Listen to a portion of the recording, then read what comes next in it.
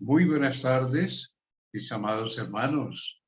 Ustedes son muy bienvenidos a nombre del Ministerio Personal de la Iglesia de Maranata en Cali. Estamos muy contentos de poder desarrollar este novedoso seminario titulado Así testificó la Iglesia primitiva. ¿Y tú cómo testificas hoy? Es algo supremamente importante, novedoso e indudablemente necesario para todos nosotros. Entonces, queremos antes de entrar ya en nuestro seminario, preguntarles si usted desea tener este seminario escrito. Lo puede conseguir virtualmente, lo puede bajar, imprimir. Nosotros le damos la página, solo tiene que solicitarlo a uno de esos teléfonos. Ya algunas personas nos han llamado y lo han solicitado. O sea que no tenemos la cartilla del seminario como tal para entregárselo a usted, pero usted lo puede bajar por internet, ¿de acuerdo? Anote uno de estos dos teléfonos que están en pantalla.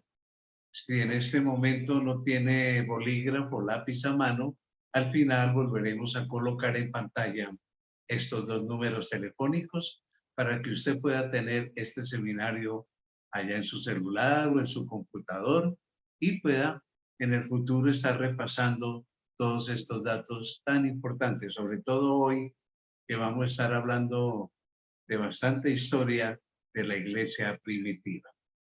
Y tal como es nuestra costumbre, pues vamos entonces a pedir la bendición de nuestro Dios. No podemos abrir la escritura y nuestros comentarios sin pedir que el Señor nos dirija, por supuesto.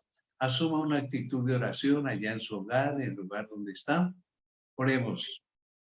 Padre que estás en los cielos, qué lindo es disfrutar de este día sábado y sobre todo seguir dedicando tiempo para capacitarnos, entender mejor tu palabra, tu plan y poder testificar como tú lo deseas. Espíritu Santo, hoy como siempre, deseamos que tú seas nuestro conductor, nuestro maestro y que grabes todos estos principios en nuestro corazón. Lo pedimos en ese nombre que tanto amamos, el nombre de Jesús. Amén. Amén. Bien, nuestro capítulo o lección de hoy lleva como título ¿Cómo testificaron los primeros cristianos? Ahí es donde está, mis queridos hermanos, el secreto para una testificación provechosa, efectiva.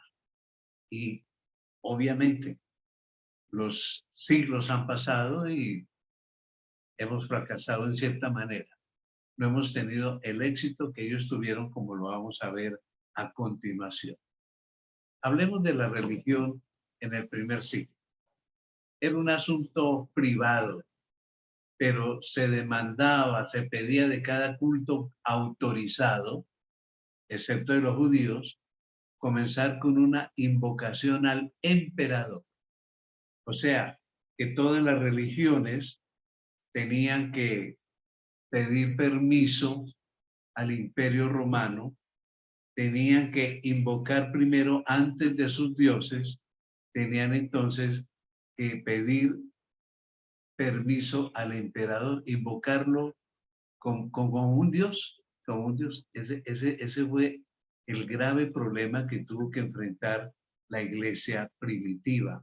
Así que ya ustedes se pueden imaginar cómo sería este asunto para ellos si nosotros tuviéramos que, antes de todo culto, tener que invocar el permiso del presidente Duque, por ejemplo. Sería algo supremamente delicado. El mundo grecorromano era politeísta. Estas religiones no exigían de sus seguidores un rompimiento con su vida pasada, ni tampoco los obligaban a abandonar sus malos hábitos. Los hábitos que tenían que eran bien grandes y graves. Nosotros sabemos por la historia de las orgías que ocurrían en el imperio griego y que pasaron al imperio romano, donde eran semanas de bebida, de comilona, de acciones sexuales. Era algo impresionante. Entonces, usted puede imaginar que para las personas paganas del Imperio Romano era extraño un cambio de fe o creencia que venía como consecuencia de una conversión y más en el estilo cristiano, en donde todas esas prácticas pues desaparecían. Los únicos que proclamaban que para manifestar dominio propio en la vida era necesario desarrollar virtudes eran lo que se llamó en filosofía los cínicos y los estoicos. Eran personas que trataban de influenciar a la cultura grecorromana de otra manera. Entonces, el cristianismo lógicamente viene a imponer una forma completamente diferente de vivir. Veamos entonces, al analizar esto del cristianismo, que rompe los paradigmas, los decires de religiosos existentes en el Imperio Grecorromano, porque requería de todo converso una renuncia a todo el pasado que contradijera la palabra de Dios y la entrega de la vida incondicionalmente a una persona. Y esa persona, obviamente, ya ustedes saben quién es. Esa persona, Jesucristo. Y Jesucristo, para estas personas, para muchos fue un delincuente, fue un loco en su tiempo, obviamente. Entonces, estos puntos fueron los que hicieron tan impopular a los discípulos de Cristo, pues los habitantes veían esto como un abierto desafío a las autoridades imperiales. Y esa fue, mis queridos hermanos, la razón por la que los seguidores de Jesús nunca tuvieron el privilegio de adorar públicamente como los otros cultos paganos, porque, lógico, los cultos paganos pues eran como muy acordes a la filosofía grecorromana. Entonces, ahí tenemos nosotros que para los cristianos esto sí fue un impedimento tremendo. Veamos entonces que realizar evangelismo público era una empresa muy arriesgada para los predicadores en el siglo I después de Cristo.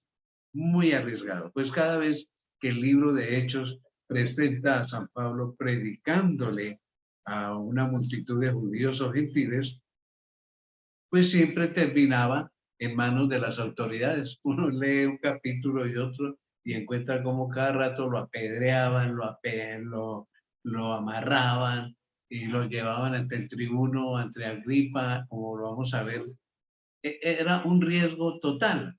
Entonces, con el tiempo, en algunos lugares, el simple hecho de ser cristiano era un delito, pues el cristianismo era considerado, entre comillas, desviado, subversivo y peligroso porque atentaba contra la seguridad del imperio. Eso es lo que cuentan los historiadores. Si nada pudo detener la predicación del evangelio, una pregunta entonces aquí es válida, cabe. ¿Qué método practicaron los cristianos para compartir al Señor Jesús entre los paganos? Entonces, ¿cómo hicieron ellos ante tanta imposibilidad para poder entonces predicar el evangelio? Vamos a leer de Mateo capítulo 24, un versículo que todos conocemos de memoria, el versículo 14. Y será predicado este evangelio del reino en todo el mundo para testimonio a todas las naciones y entonces vendrá el fin.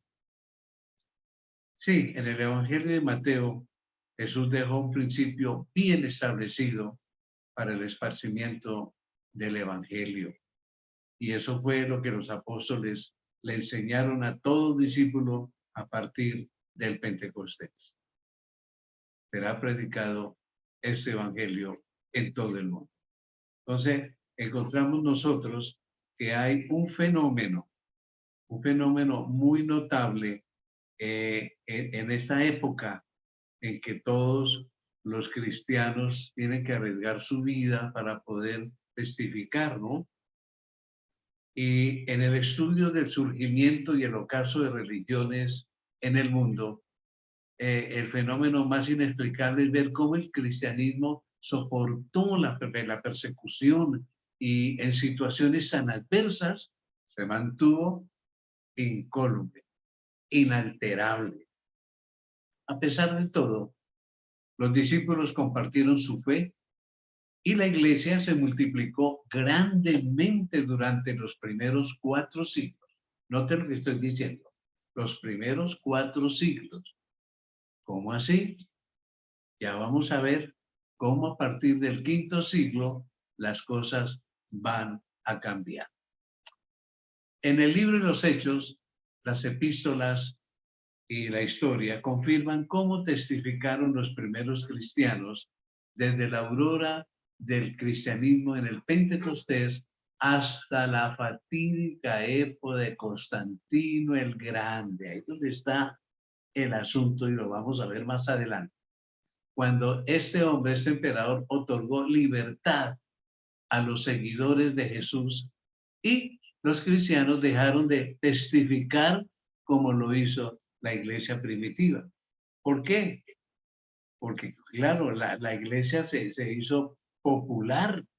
Mientras la iglesia fue entrenada para compartir su testimonio, fue capaz de penetrar hasta las clases más encumbradas de la aristocracia del imperio grecorromano. Pero al mismo tiempo, los lugares más recónditos fueron también iluminados con la luz del evangelio. Ahora, al llegar la iglesia a esos lugares imperiales, vamos a tener nosotros entonces que se va a presentar un problema. ¿Y cuál es ese problema? Que la iglesia se hace muy famosa, muy famosa. Entonces, ¿cómo es sabido la iglesia cristiana? Sí, pasemos a la siguiente.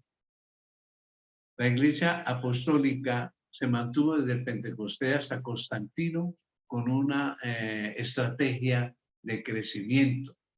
Casa, iglesia y testificación, el discipulado y los dones espirituales que el Señor le dio a la iglesia. La pequeña congregación era una escuela, no era tanto en predicación que uno se pueda imaginar como hoy, que la iglesia es un centro de predicación y uno va los sábados y a escuchar predicación. No, en los tiempos apostólicos, cada iglesia, cada casa, iglesia, era más bien un sitio de aprendizaje, era una escuela en donde los líderes tenían la función de entrenar a los santos para el ministerio. Entonces, ahí tenemos nosotros que la multiplicidad de los ministerios en las iglesias, pues proveía estructuras de participación a los santos. Y esto hacía que la mayoría de los discípulos estuviesen ocupados en la misión de predicar el evangelio y de testificar. Ahora, nosotros sabemos, como en el día de hoy y en el tiempo, no todos tenían los mismos dones, pero hubo algo en común que todos tenían para compartir. ¿Y qué era eso común para compartir? La historia de su vida y su encuentro con Jesús. ¿Quién era yo? ¿Cómo me encontró Jesús? ¿Y qué ha sucedido con mi vida? Entonces, ese es uno de los grandes secretos del éxito de la iglesia cristiana. Ahora bien, como es bien sabido, en el contexto del libro de Hechos y las epístolas, pues la testificación podía ser delante de varias personas o en la presencia de un solo individuo. Esa fue la razón por la que se le dijo a Pablo. Y la noche siguiente, presentándosele el Señor, le dijo, confía, Pablo, que como has testificado de mí en Jerusalén, así es menester que testifiques también en Roma. Hechos 23:11. Como testificaste de mí en Jerusalén, también testifiques de mí en Roma. Entonces, nótese que la testificación era algo muy importante y se hacía delante de varias personas o en la presencia de un solo individuo, como vamos a ver nosotros. Cada vez que Pablo testificaba, pues contaba la historia de su encuentro con Jesús. ¿Y cuál era esa historia de su encuentro con Jesús? Vamos entonces a saber que en la iglesia apostólica el testimonio podía ser proclamado o silencioso. ¿Cómo así?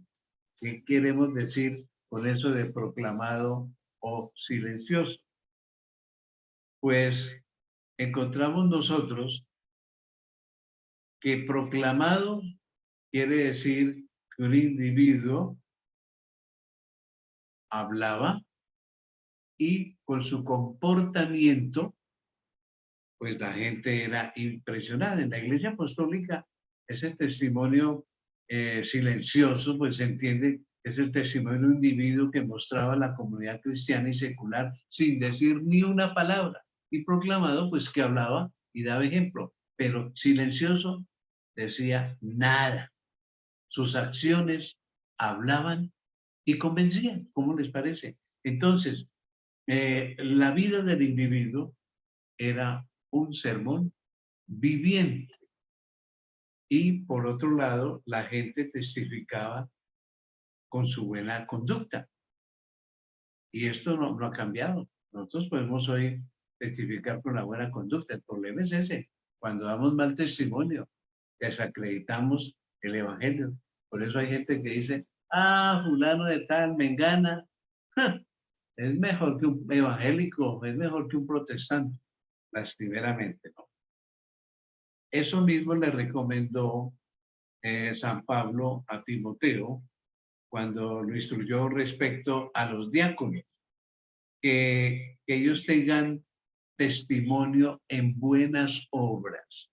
Si crió hijos, si ha ejercitado la hospitalidad, si ha lavado los pies de los santos, si ha socorrido a los afligidos, si ha seguido toda buena obra. 1 Timoteo 5:10. Es el testimonio que tenían que dar justamente los individuos que aspiraban a ser diáconos. Eso se resume en dos palabras: buen testimonio. Entonces, en el testimonio personal o proclamado, el individuo era entrenado por los líderes en la congregación para contar la historia de su conversión. A esas conclusiones que se ha llegado en las investigaciones acerca de la iglesia primitiva. Que, como hacen muy parecido, y discúlpenme que tengo que mencionarlo, los testigos de Jehová. Los testigos de Jehová siguen esta metodología. Ellos entrenan a su mente en una forma muy rigurosa. Por eso ustedes van a ver que ellos son tercos, son cerrados en lo que les han enseñado y de ahí no se apartan. Bueno, pienso que han copiado justamente de esta metodología de la iglesia primitiva, ¿ya? Veamos entonces acerca de la palabra martus, que viene de marturía, que en la clase anterior de hace 8 días estuvimos examinando esa palabra en griego, marturía, que quiere decir testificación, y martus quiere decir testigo. Y saben, mis hermanos, atérrense, porque de martus y de marturía viene la palabra martirio. Y marturía es testificación, atestiguar, y martus testigo. Entonces, martirio, ¿qué es? La consecuencia de testificar. Lucas expresó lo que hacían los apóstoles en la iglesia primitiva cuando él escribió en Hechos 5:32 lo siguiente: y nosotros somos testigos suyos, martus, testigos suyos de estas cosas, y también el Espíritu Santo, el cual ha dado Dios a los que le obedecen. y a los que testifican, obviamente. Entonces, mire usted cómo es la evolución de las palabras y su significado etimológico original. Martirio viene de testificación, pero es una testificación que nos lleva hasta la muerte, ¿no? En este caso, los testigos pues confesaban lo que Jesús había realizado. Ellos estaban bien calificados para compartir lo que habían visto, oído, y pues se les había proporcionado un entrenamiento completo para poder cumplir con esta tarea, la tarea de la testificación. Veamos entonces que en el testimonio personal o proclamado, el individuo era entrenado por los líderes. Y a esto es que Dios ha llamado justamente a la iglesia hoy. El requisito para ser testigo era haber visto a Jesús. Y él fue visto por muchos días de los que habían subido juntamente con él de Galilea a Jerusalén, los cuales son testigos al pueblo, dice Hechos 13:31. Entonces, el requisito, haber visto a Jesús y decir, yo lo vi, yo lo oí, él me dijo, él me transformó, él me hizo el milagro, etcétera. Entonces, ese requisito era la testificación y ahí estribó el éxito de la iglesia primitiva. Así que, mis hermanos, como ustedes pueden darse cuenta, esto se adquiría entrenando, ensayando a los miembros de la iglesia primitiva allá en la iglesia, en la casa iglesia, ¿ya? Un testigo llegó a ser el que no se avergonzaba de confesar públicamente su encuentro con Jesús. Increíble, ¿no? Pero así es él, no se avergonzaba. Así pensara la gente que fue un delincuente.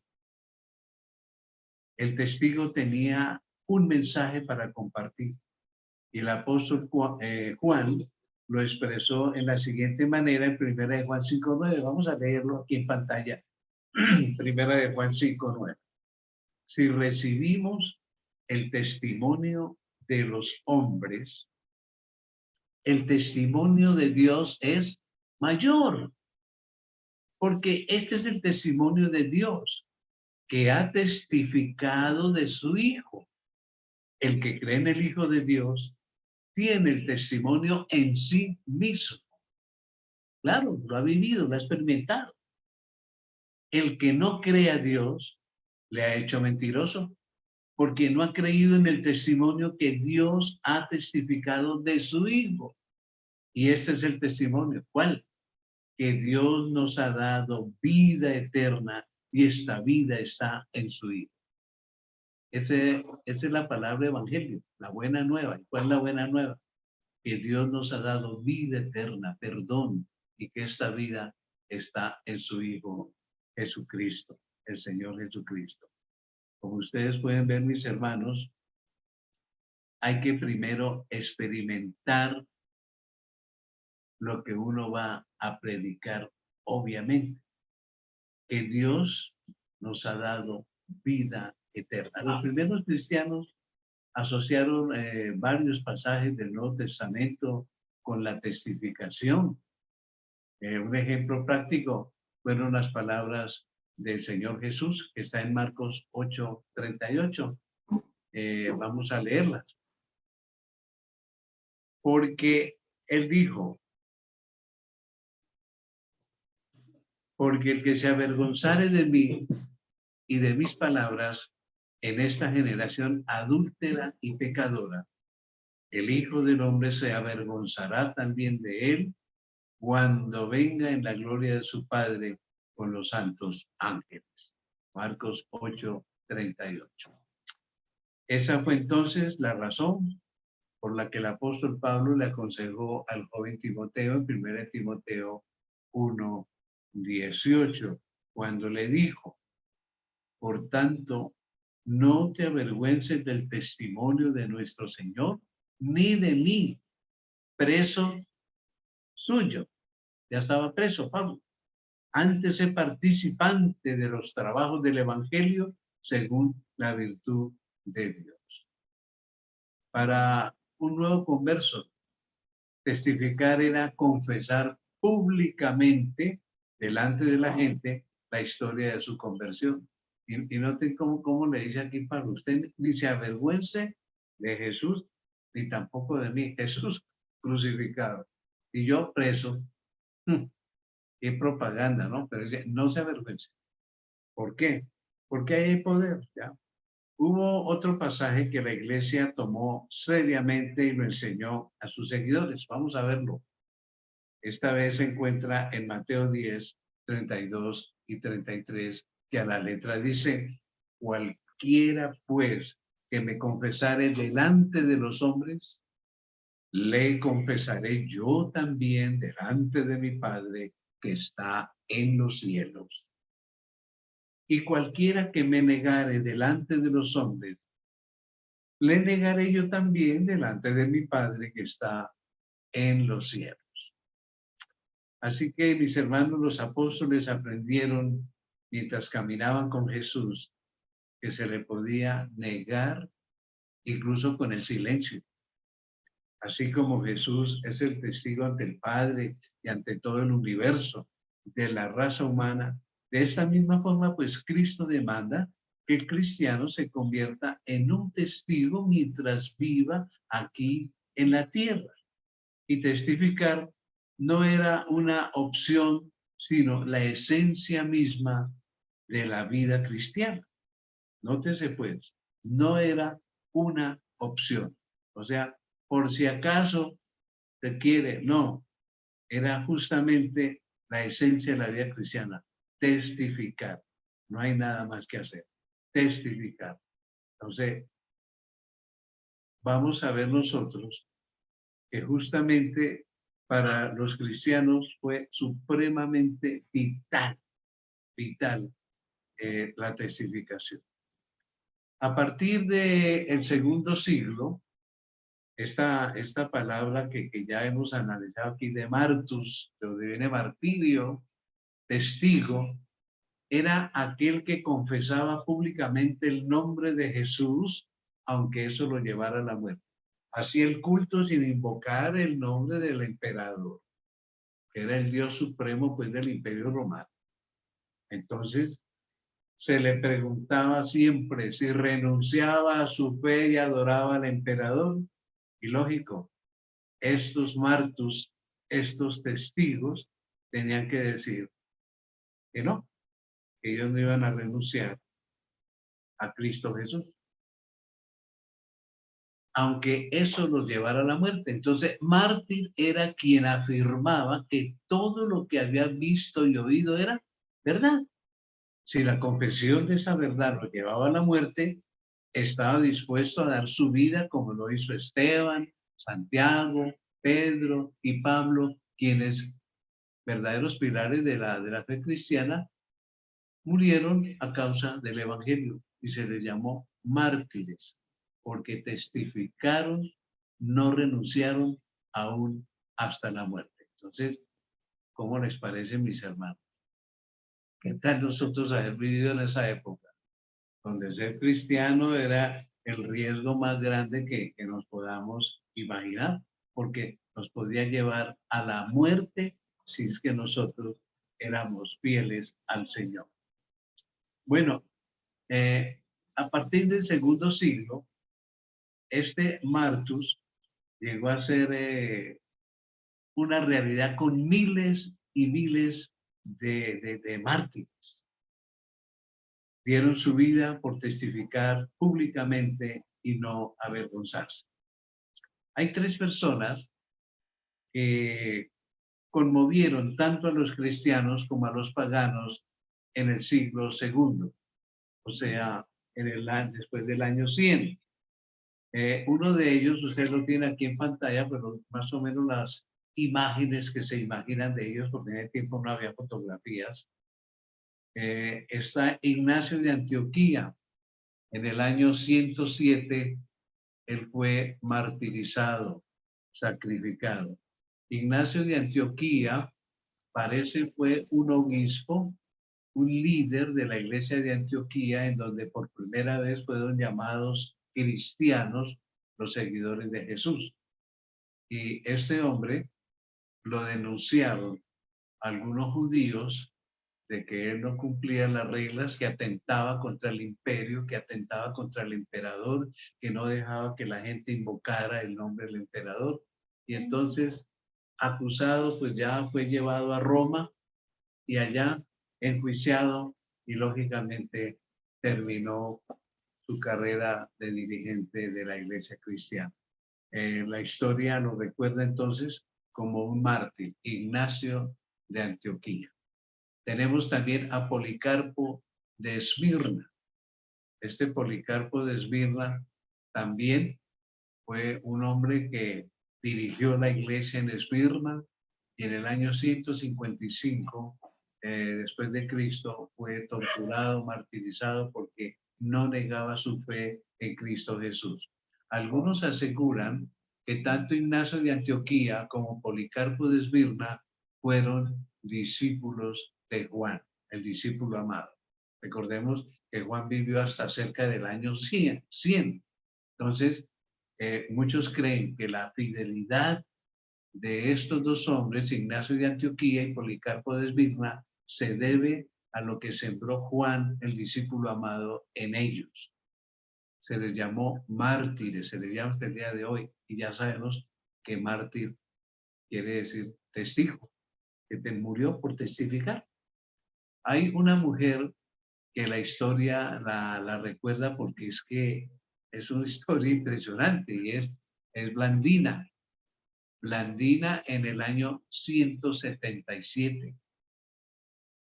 Esta mujer era de Lyon, Francia, de, de una constitución débil, delgada, dice la historia, no era una mujer fuerte, no. Y entonces varias veces las autoridades romanas la apresaron para preguntarle si renunciaba a su fe en ese tal delincuente Jesucristo. Y ella se negaba una y otra vez. La historia cuenta entonces que finalmente la encarcelaron y en la cárcel le dieron tremenda paliza con látigo, la azotaron y como no renunciaba, entonces ellos la dejaron ahí para que se muriera, herida, en medio de ratas, de cucarachas, de todo, y pasaron días y semanas, pero no murió, sobrevivió. Y claro, los mismos cristianos de su tiempo estaban asombrados, porque era una persona delgada, débil, de una constitución que, dice la historia, no era fuerte. Entonces, al ver eso, los líderes romanos la tomaron y la llevaron a un circo romano, la ataron ahí y entonces le preguntaron si renunciaba a su fe en Cristo Jesús y que pronunciara el nombre del emperador y ella se negó rotundamente. Y fue así entonces que calentaron una silla, dice que en el tiempo había una silla metálica que le ponían una hoguera debajo y la calentaban casi al rojo vivo y la empujaron y la sentaron ahí. Al rojo vivo se quemó impresionante sus nalgas, sus glúteos, su espalda y no moría.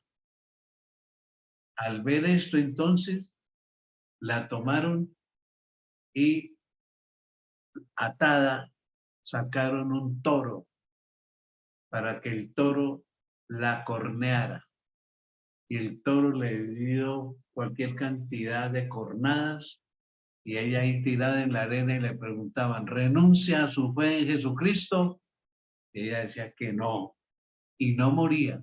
Y todos los cristianos decían, no, esto es un milagro, esto es un milagro de Dios, toda la tortura y no muere. Finalmente, desesperado el emperador, dice la historia, la mandó degollar. Le cortaron aquí el cuello y fue la única manera de que ella descansó, murió. Este Policarpo de Esmirna, la historia dice que él tenía 86 años cuando lo llevaron al martirio y le preguntaron, ¿renuncia a la fe en Jesucristo? Y que las palabras finales de él fueron, ¿cómo voy a renunciar al que me ha transformado y me ha hecho feliz por 86 años? No, Señor, yo no renuncio a mi Jesucristo. Bueno, hermanos, como ustedes pueden ver, este fue el gran secreto del éxito en la iglesia primitiva. Testificar, ser testigos hasta la muerte, si era necesario. ¿Cuán poco nos falta a nosotros, no? Muy poco nos falta hoy por hoy de todas estas cosas. Vamos a ver, como ya hemos mencionado anteriormente, que la testificación fue vital para el esparcimiento del cristianismo en ese mundo grecorromano. Pues hay historiadores que dicen que la sangre de cada mártir era como semilla porque más cristianos aparecían. Y lógicamente, sin esta testificación, pues nunca se hubiera avanzado tan rápidamente en el crecimiento de la iglesia cristiana. Los discípulos fueron entrenados, ensayados, practicados para contar la historia de su encuentro con Jesús. Ese es el secreto. Vamos nosotros a leer, bueno, no lo hagamos porque sería muy largo, pero les voy a resumir lo que dice el libro de Hechos en su capítulo 22, versículos 3 al 21 y el capítulo 26, versículos 1 al 23, que ustedes y yo pues conocemos, pero vamos a recordar esos relatos de por lo menos dos incidentes del apóstol Pablo que fueron un modelo de testificación para la iglesia primitiva. En Hechos 22, 3 al 21, entonces se cuenta que Pablo va a Jerusalén. Me dijeron, no vaya, porque allá lo van a apresar. Yo no, yo voy a ir, yo tengo que testificar en Jerusalén. Y se fue. Y sí, estando allá, hubo unos testigos falsos, lo acusaron de haber hecho algunas atrocidades en el templo, de haber metido a un griego, un gentil, que eso no se podía hacer. Y entonces fue acusado, lo apresaron, le dieron tremenda paliza y al ver esto, entonces lo llevaron ante el tribuno para que le autorizara la muerte de Pablo. Entonces el tribuno, ustedes ya saben, lo han leído, él escuchó a Pablo. Bueno, ¿de qué es que te acusan? Porque yo realmente no entiendo cuál es el problema de ustedes los judíos. Y él le cuenta que fue criado desde niño en la fe judía, pero era ciudadano romano, que él había sido enseñado por Gamaliel, uno de los fariseos más eminentes de la historia judía, y que como él perseguía a los cristianos y yendo hacia Damasco, la historia, ¿no? Un resplandor lo tumbó el caballo, oyó una voz que para los demás fue un trueno, que le dijo que ¿por qué me persigues? ¿Y quién eres, Señor? Yo soy Jesús a quien tú persigues. Quedó ciego, entró a Damasco, contó toda esa historia y cómo el Señor Jesús le volvió la vista y cómo empezó a testificar de lo que Jesús le había hecho en su vida. Y claro, el tribunal dijo, no, yo no le encuentro ningún delito a este hombre. Y más tarde, en capítulo 26, pues nos habla del rey Agripa, el encuentro con el rey Agripa, que también lo habían apresado a Pablo, lo habían acusado, le habían dado paliza, y entonces él, cuando los centuriones lo fueron a castigar, a azotar, él dijo, es lícito azotar a un ciudadano romano. ¿A usted ciudadano romano? Sí, señor.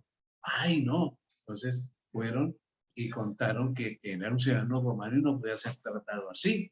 En ese tiempo llegó Agripa de visita y entonces aprovecharon para que él, frente a los dirigentes romanos, Pablo, dijera por qué era que lo acusaban y vuelve y repite la historia de su encuentro con Jesús en el camino a Damasco. Y claro, parece que Agripa conocía muy bien la teología judía, porque Pablo en varios pasajes le dice, usted conoce, usted sabe.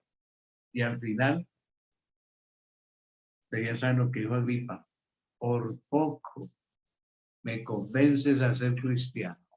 Y tremendo, ¿no? Y Pablo le dijo, bueno, por poco, por mucho, pero esta es la voluntad de Dios. Y eso es lo que yo puedo testificar.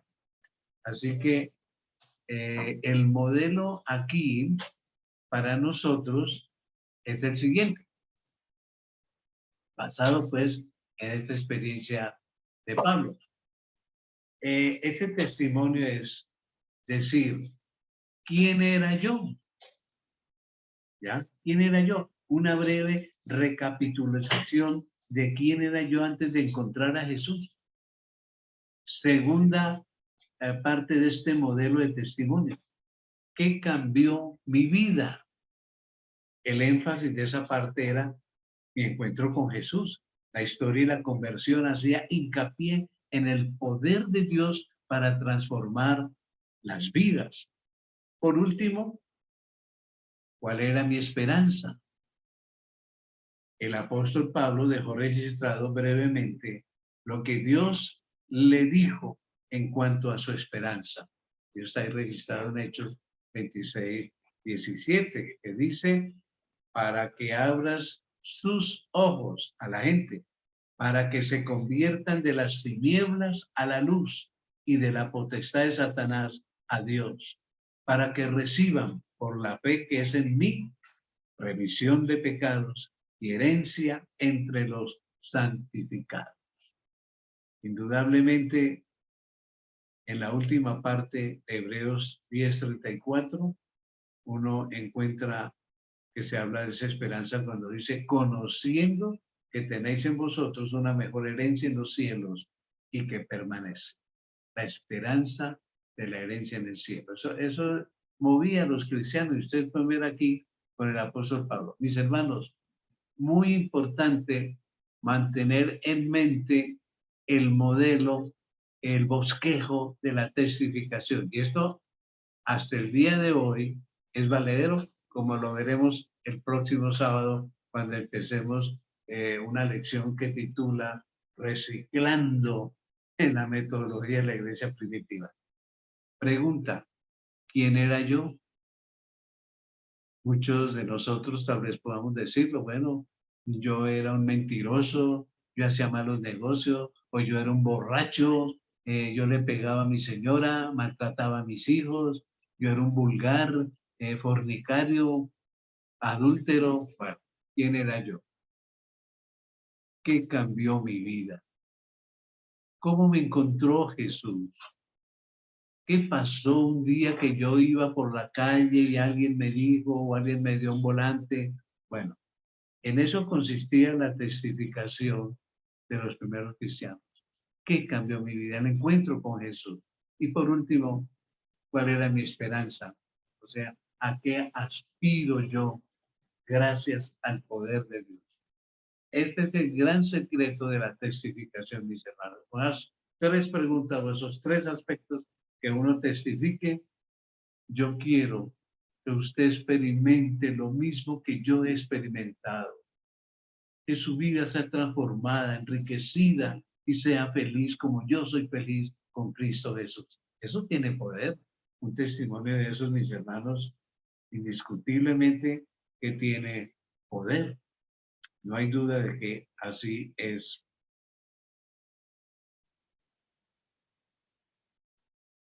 La Iglesia Apostólica, vamos a ver que enseguida que ella tuvo una diversidad de dones, sin embargo, cada discípulo, y estamos enfatizando esto, fue entrenado para contar la historia de su encuentro con Jesús. ¿Y cuál es ese? El testimonio personal que multiplicó las conversiones en todo el imperio grecorromano e hizo temblar a las autoridades ante el avance del cristianismo. Nótese que hemos enfatizado varias veces esta tarde el decir que fueron entrenados, que fueron ensayados. O sea, esto no es que se me ocurre de un momento a otro y que va a surgir así, no. Cada discípulo fue entrenado para contar esa historia de su encuentro con Jesús, porque el testimonio personal tiene poder, mis hermanos, eso tiene poder. La testificación fue una parte esencial en la vida de cada seguidor de Cristo.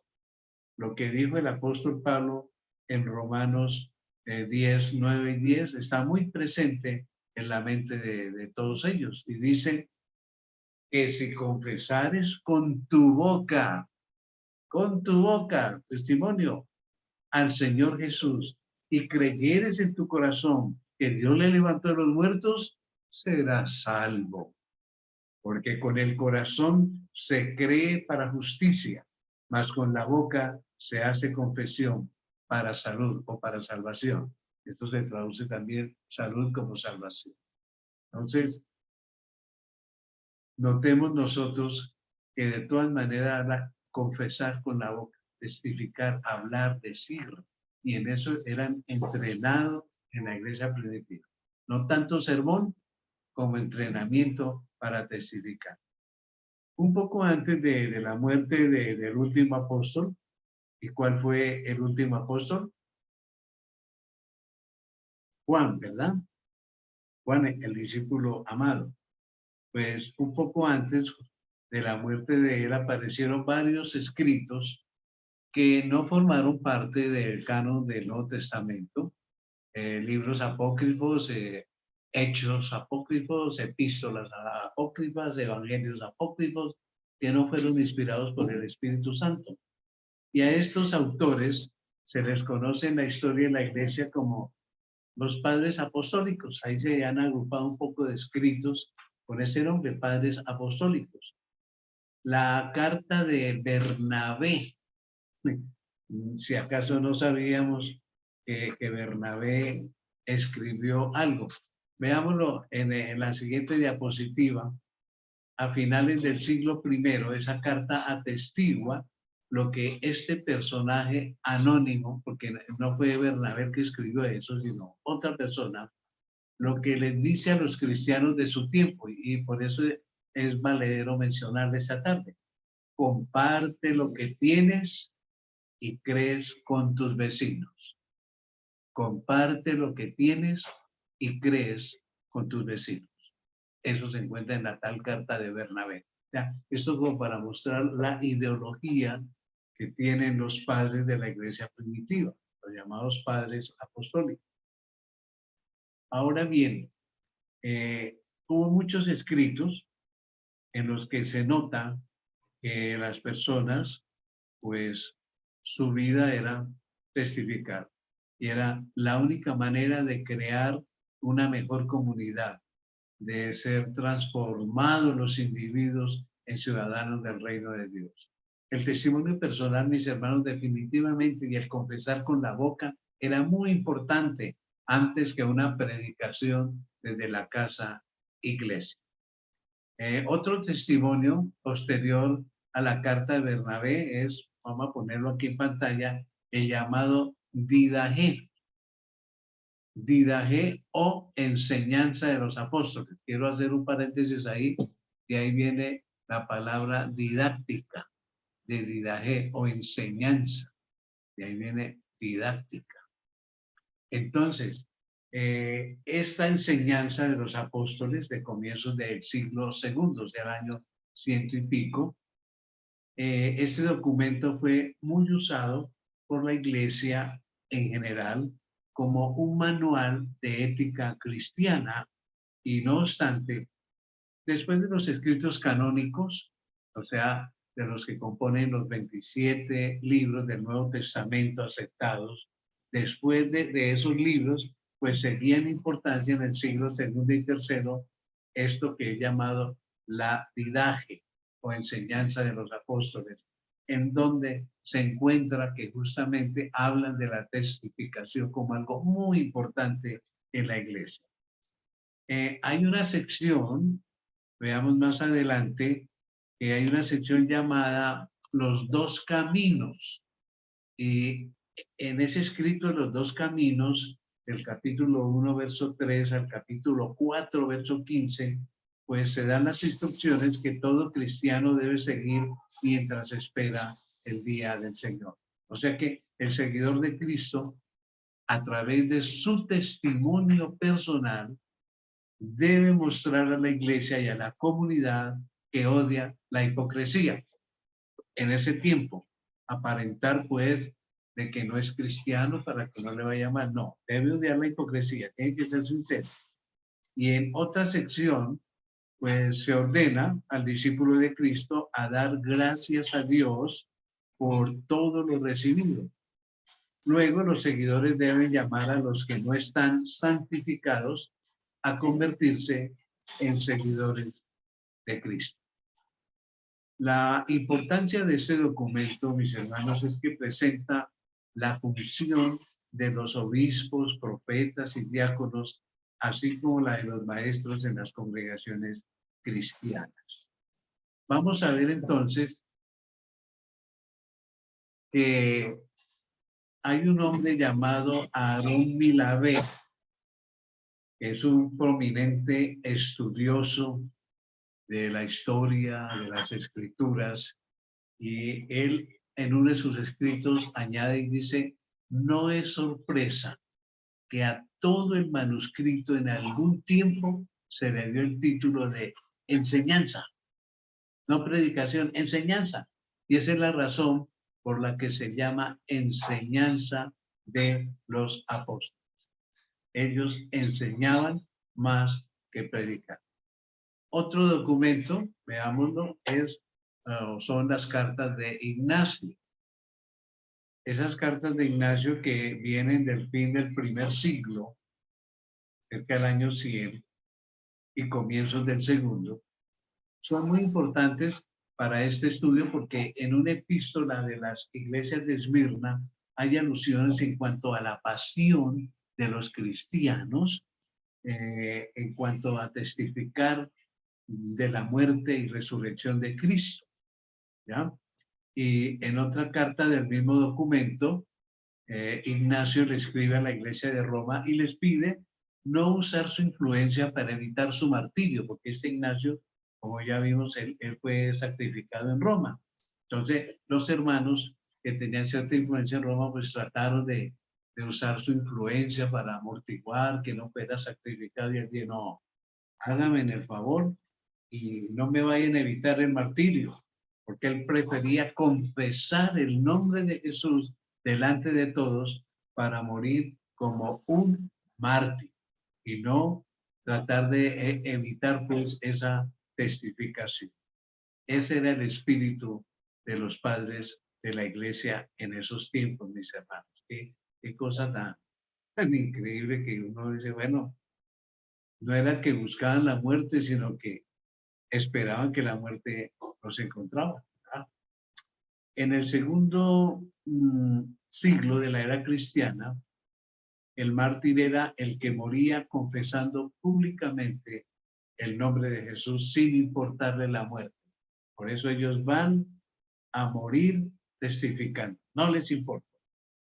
Vamos a ver entonces que una carta que el gobernador de Bitinia, llamado Plinio, envió al emperador Trajano, y eso es por allá en el año 111 después de Cristo, ¿no? Del segundo siglo, así que es muy cerca de los apóstoles, del último apóstol, que es Juan, y atestigua esa verdad. Escribe y dice: es imposible obligar a los verdaderos cristianos a negar su creencia. Imposible. El seguidor de Jesús en ese tiempo se negaba a confesar públicamente el nombre del emperador romano y lo dejaban automáticamente sin protección y lo desvinculaban de todo derecho en la sociedad greco-romana. Así que ustedes pueden ver que las cosas no eran fáciles. Hablemos un poquito de Tertuliano en la siguiente diapositiva. este era un apologista. Y vamos a explicar qué es apologista. El apologista era el que mediante escritos bastante abundantes defendía posiciones, doctrinas, causas, y se explayaban con muchos argumentos, con mucha lógica, para defender algo. Doctrina, como ya mencioné, teología, causas, eventos, lo que fuera, incluso mentiras, calumnias, y ellos escribían para defender lo que fuera. Entonces, por eso se le llama apologista. Y este tertuliano afirma que si una persona ha sido prisionera o se encuentra desterrada por causa de la fe que ha confesado, la iglesia debe venir en su ayuda. ¿Cómo les parece? Si es desterrada, si es perseguida, si no tiene protección, si la desvinculaban, la iglesia entonces debía darle protección. Esta fue una práctica en esos tiempos apostólicos. Así como la iglesia le dio ayuda a los pobres, a las viudas y a los huérfanos, de la misma manera la iglesia debía de ayudar a la familia de los que sufrían el martirio. No quedaban desamparados. La congregación local tenía la obligación de ayudar a los familiares para que no quedaran desamparados. Qué lindo espíritu, ¿no? Los mártires eran dignos de todas esas ayudas, sus familiares, obviamente. Hay una especialista, veamos su nombre aquí en pantalla. Ella vive todavía, es muy joven, tiene 45, 46 años. Robin June es especialista en idiomas y liturgia del cristianismo antiguo oriental. Y voy a parar ahí para decirles, ella ha escrito una especie de tipo de novelas históricas, donde habla de los tiempos, de los primeros siglos y de la Edad Media, y es tipo novela donde cuenta muchas cosas de los cristianos, de los mártires. Y ella entonces, en uno de sus libros, dice lo siguiente: no obstante, hubo un deseo en los primeros cristianos de buscar una ocasión pública para dar a conocer su testimonio. Eso indica que ellos en verdad fueron entrenados para esa tarea. Entrenados para esa tarea. Bueno, todo esto nos está dando a entender que nosotros también debemos ser entrenados, ¿no? Veamos a otro crítico, un crítico pagano del cristianismo que vivió justamente en el siglo II después de Cristo, y se ha conocido una historia como Marco Cornelio Pronto. Según la historia, parece que este era como un abogado que se fue a vivir a Roma y se hizo muy famoso. Entonces, este hombre era un enemigo de la iglesia cristiana terrible y dijo de los cristianos: ellos han formado una chusma de conspiración blasfema, con sus reuniones nocturnas, en donde ayunan periódicamente, con fiestas inhumanas, sellan su pacto con algunos rituales religiosos, el bautismo, pero con un profano irrespeto. Ellos son una multitud que no dan la cara a la luz del día, ni hablan frente al público, sino que solapadamente se encuentran en los lugares escondidos para hablar de cosas sin sentido con otros. ¿Cómo les parece a ustedes lo que escribió este sinvergüenza abogado romano? Los cristianos realmente, mis hermanos, buscaban cualquier ocasión para testificar. La actitud de los seguidores de Jesús en la testificación llevó, por ejemplo, a un filósofo llamado Celso a escribir lo siguiente por ahí. Vamos a ver qué es lo que él escribió acá. Se dice lo siguiente que dijo Celso. Esto fue a finales del siglo II. En algunas casas privadas nos encontramos con gente que trabaja con lana y con trapos, y a zapateros, es decir, a las gentes más incultas e ignorantes, hablando de los cristianos, como despreciándolos. Hubo mucha persecución, demasiada persecución, pero eso no menospreciaba la testificación de los cristianos. Delante de los jefes de familia, esta gente no se atrevía, obviamente, los cristianos a decir palabra. Como tan pronto logran apartarse, dice Celso, ¿no? Que delante de los jefes de familia, esta gente no se atreve a decir nada. Como tan pronto logran apartarse con los niños de la casa o con algunas mujeres tan ignorantes como ellos, empiezan a decirles maravillas, a testificar. En otro comentario sarcástico, este crítico de los cristianos dijo: es tan fácil sonreírle a una estúpida mujer en la lavandería para que chismosee del cristianismo y empiece a uno a llenarlo de conceptos cristianos. Todas estas cosas sucedieron en la historia. Un abogado romano otra vez, ustedes saben que la abogacía prácticamente nació en Roma y en el siglo II después de Cristo se lo llama Cecilio.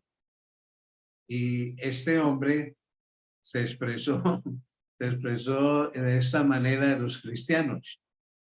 Esta es una raza enemiga de la luz que se goza en la oscuridad, que en público calla y en secreto aúlla.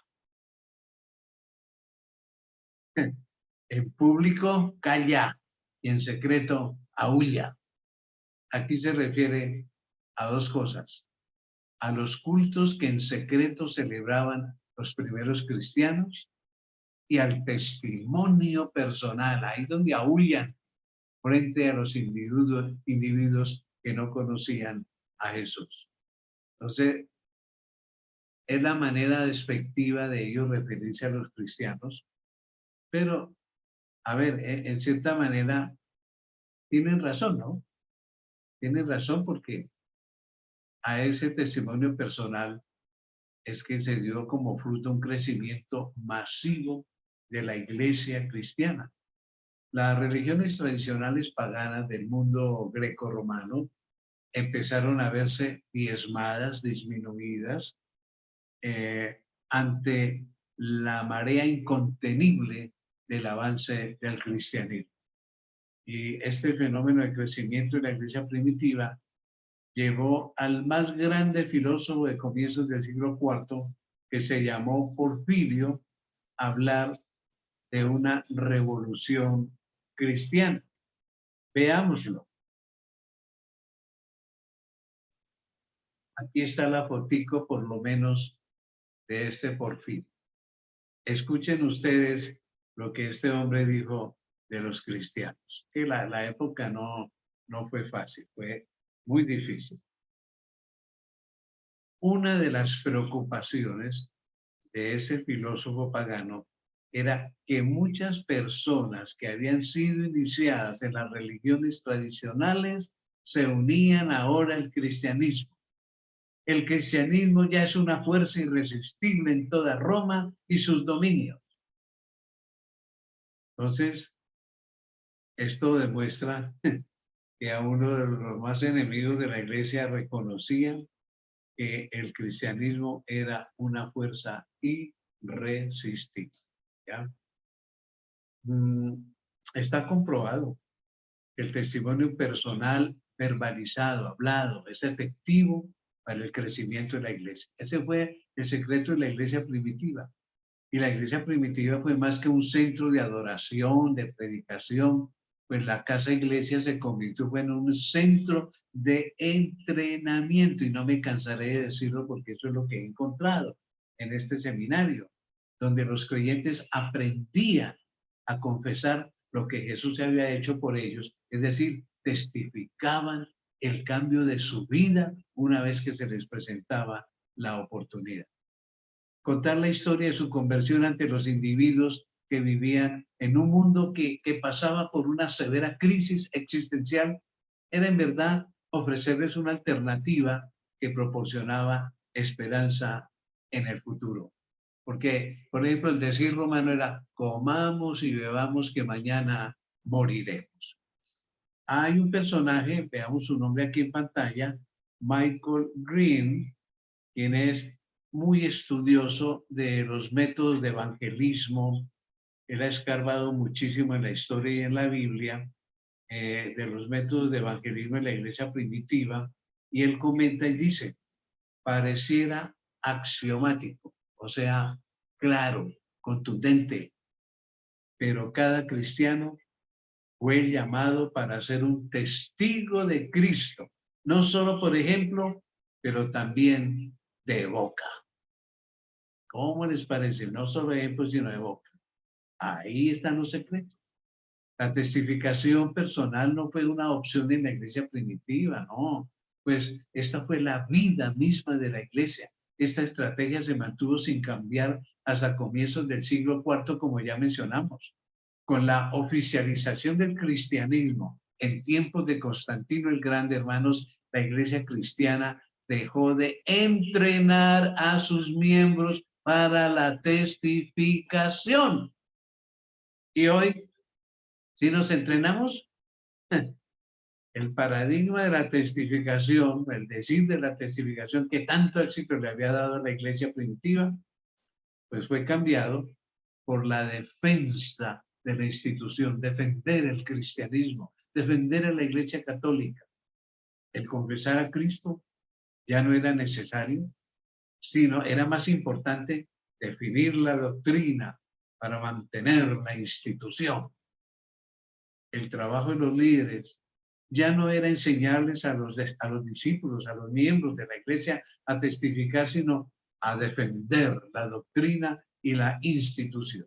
Eso trajo como resultado un estancamiento misionero. Los discípulos se transformaron en miembros dependientes. ¿Dependientes de qué? Leámoslo aquí en la siguiente diapositiva. Ahí está todo lo que he venido diciendo. En los últimos 5 renglones, esto trajo como resultado estancamiento misionero. Los discípulos se transformaron en miembros dependientes del ministro, porque el obispo testificaba por ellos. Las iglesias tenían como meta entretener a los santos para hacer crecer la institución. ¿Y qué hacen hoy muchos pastores? Entretener. Y ellos son los que testifican. Ellos ordenan los estudios bíblicos, hacer las visitas, y nosotros en la banca, moviendo la cabeza, diciendo que sí, sí, sí. ¿Cómo han cambiado los tiempos, mis hermanos? A partir de Constantino el Grande, el siglo IV y V, la iglesia se transformó y se olvidaron estas prácticas metodológicas eficientes de la iglesia primitiva. Hasta aquí este capítulo y espero les haya gustado, hayamos aprendido muchas cosas, pero no pueden perder el próximo capítulo. Veámoslo en pantalla.